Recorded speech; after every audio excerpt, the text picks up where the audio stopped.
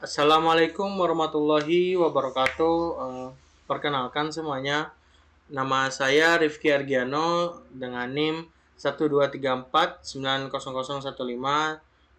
dari Prodi Rekayasa Instrumentasi dan Otomasi. Hari ini saya akan menjelaskan modul 7 dari praktikum pneumatik, yaitu integrasi timer dan counter dalam sistem pneumatik. Nah, di dalam praktikum ini saya akan menjelaskan tentang integrasi timer dan counter dalam sistem pneumatik beserta juga dengan ladder diagramnya. Nah, sini kita langsung masuk ke slide pertama, di mana slide pertama yaitu memahami prinsip kerja timer dan counter dalam sistem kontrol otomatis berbasis pneumatik. Lalu yang kedua yaitu mampu mengintegrasikan komponen timer dan counter untuk mengatur urutan kerja aktuator pneumatik secara otomatis. Lalu yang ketiga yaitu mengetahui fungsi timer dan counter dalam mengatur waktu tunda atau delay dan jumlah siklus gerakan pada sistem pneumatik. Nah, dan yang terakhir atau yang keempat yaitu meningkatkan kemampuan analisis mahasiswa dalam merancang dan memecahkan permasalahan sistem otomatisasi yang melibatkan kontrol berbasis waktu dan perhitungan jumlah operasi. Oke, nah mungkin itu saja untuk tujuan praktikum. Di sini kita akan langsung masuk ke pertanyaan umum. Di sini hanya ada satu pertanyaan umum, yaitu apa fungsi timer dan counter pada sistem pneumatik? Fungsi timer dan counter pada sistem pneumatik adalah mengatur urutan dan waktu kerja komponen dalam suatu rangkaian agar suatu rangkaian otomatis tersebut prosesnya berjalan sesuai dengan kebutuhan, di mana fungsi timer sendiri yaitu sebagai pengatur waktu yang berfungsi untuk menunda atau mengatur lama waktu kerja aktuator, seperti contohnya yaitu silinder setelah suatu sinyal diterima. Misalnya pada silinder tersebut baru akan bergerak maju setelah 3 detik sejak tombol ditekan. Ini penting untuk memastikan urutan kerja berlangsung dengan waktu yang tepat dan mencegah tabrakan terjadi.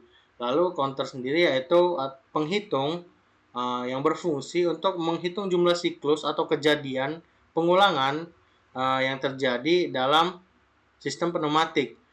Misalnya menghitung berapa kali silinder tersebut bekerja.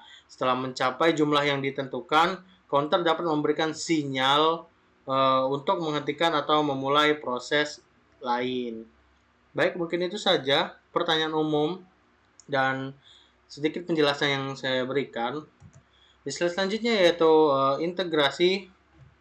integrasi sistem pneumatik modern tidak hanya mengandalkan tekanan udara untuk menggerakkan aktuator, tetapi juga memerlukan pengendalian waktu dan jumlah siklus kerja agar proses berjalan secara teratur dan efisien. Oleh karena itu, untuk integrasi antara timer dan counter menjadi penting dalam sistem kontrol pneumatik. Nah, di sini merupakan contoh dari timer dan counter pada sistem pneumatik itu sendiri. Selanjutnya, peran dalam integrasi sistem. Nah, yang pertama yaitu timer. Timer berfungsi untuk mengatur waktu tunda atau delay time dalam pengoperasian aktuator pneumatik seperti silinder ganda atau katup solenoid. Contohnya yang pertama yaitu timer digunakan untuk menunda gerakan silinder agar proses sebelumnya selesai terlebih dahulu. Lalu yang kedua yaitu pada sistem otomatisasi produk. Timer memastikan sinkronisasi antar aktuator sehingga tidak terjadi tabrakan atau kesalahan urutan kerja seperti yang saya jelaskan sebelumnya. Timer dapat bersifat on delay atau menunda kerja setelah sinyal masuk, atau off delay atau menunda penghentian kerja setelah sinyal hilang. Oke. Di slide selanjutnya yaitu peran dalam integrasi sistem yaitu counter. Counter digunakan untuk menghitung jumlah siklus kerja atau jumlah produk yang dihasilkan. Misalnya, counter menghitung berapa kali silinder melakukan satu siklus kerja maju atau mundur. Nah, setelah mencapai jumlah tertentu, counter dapat mengirim sinyal untuk menghentikan proses atau memicu rangkaian lain. Counter dapat dibedakan menjadi dua. Ada dua counter, yaitu counter up dan counter down, di mana up counter yaitu menghitung naik dan down counter menghitung turun. Di mana lagi up counter atau menghitung naik itu yaitu menghitung dari 0 ke jumlah tertentu yang setelah ditentukan. Dan sedangkan down counter yaitu menghitung turun atau menghitung mundur dari jumlah yang telah ditentukan. Baik, selanjutnya yaitu peran dalam integrasi sistem. Ketika kedua komponen ini diintegrasikan dalam sistem pneumatik, yaitu komponen counter dan komponen timer, mereka dapat mengontrol urutan kerja dan frekuensi operasi secara otomatis. Contohnya, timer mengatur durasinya. Misalnya di sini timer mengatur durasi tiap gerakan silinder, sementara counter mencatat berapa kali gerakan tersebut terjadi. Setelah counter mencapai nilai target, sistem dapat berhenti atau beralih ke mode kerja berikutnya. Lalu, kombinasi ini memungkinkan terciptanya sistem otomatisasi siklus berulang dengan durasi dan jumlah kerja yang presisi, seperti pada mesin pengepakan, pengeboran otomatis, atau sistem pengisian botol. Baik, nah di sini merupakan bentuk dari ladder diagram ya, ladder PLC diagramnya. Nanti akan saya praktikkan. Oke, mungkin tidak ada lagi yang dapat saya sampaikan pada penjelasan di slide ini. Lanjut, setelah ini kita akan langsung mendemonstrasikan rangkaian PLC dan pneumatiknya. Silakan diperhatikan.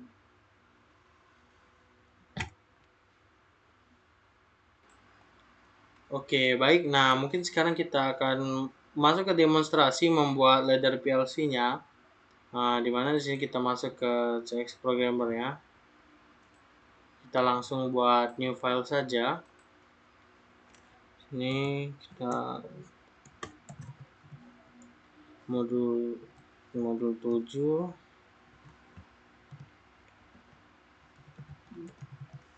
Oke. So, kita masuk ke bagian skematiknya.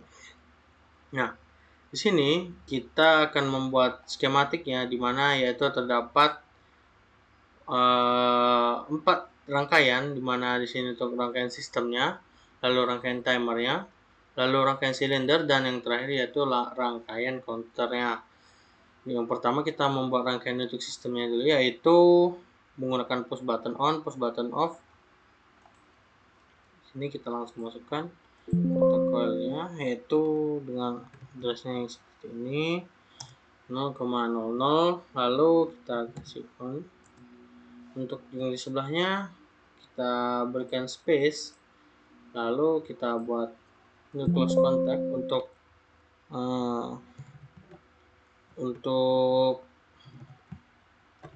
off button ya. Jadi kita langsung pilih yang off. Oke, seperti ini. Lalu kita hubungkan ke coilnya, yaitu dengan alamat coil. Oke, di sini kita nama sistem. Nah, baik, seperti ini mungkin kira-kira kita cek terlebih dahulu. Oke, lalu kita buat sistem dan counternya. Dimana sistemnya yaitu kita bisa menggunakan ini sebagai hubungnya, yaitu sama saja. Lalu untuk counternya kita gunakan close contact. Sini itu C, benar.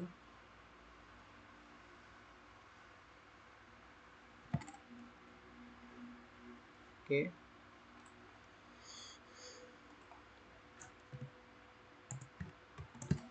Ini langsung saja kita hubungkan. Sebentar. Sini kita geser ke sini. Lalu kita hubungkan seperti ini. Oke, lalu kita buat untuk rangkaian keduanya yaitu rangkaian timer, di mana rangkaian timer yaitu ada dua timer yang digunakan, yaitu timer mundur dan timer maju. Seperti ini, kita masukkan langsung dari sistemnya sendiri, yaitu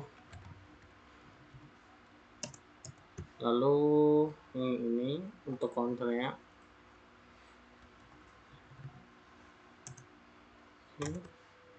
Langsung kita masuk ke timer mundur. Di sini kita elemennya yaitu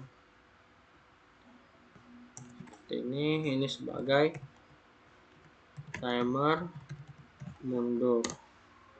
Baik, lalu kita sambungkan ke PLC nya seperti ini. Nah, di sini kita itu tim. Oke, dengan 5 detik. Oke, lalu kita buat hubung di bawahnya juga.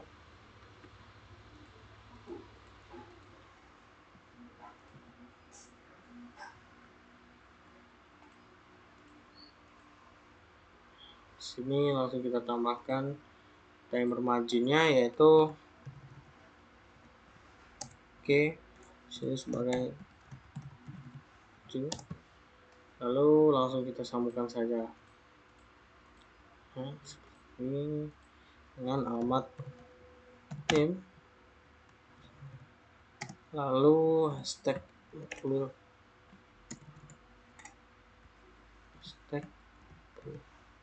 oke, timer maju. Lalu kita buat rangkaian silindernya, yaitu menggunakan dari sistem ini, yaitu langsung kita gunakan timer maju. Sini timer majunya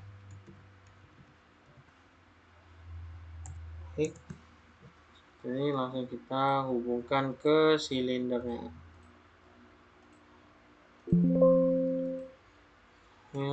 Itu 100,7 dengan nama silinder. Oke. Nah, seperti ini kita cek dulu. Oke. Lalu kita buat rangkaian counternya menggunakan sistem, silinder, counter, dan hubungkan ke PLC-nya.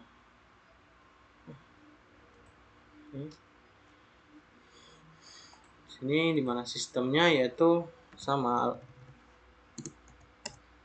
lalu gunakan silindernya 100,7 kalau silinder. Lalu kita hubungkan di bawahnya yaitu menggunakan new contact juga untuk counternya.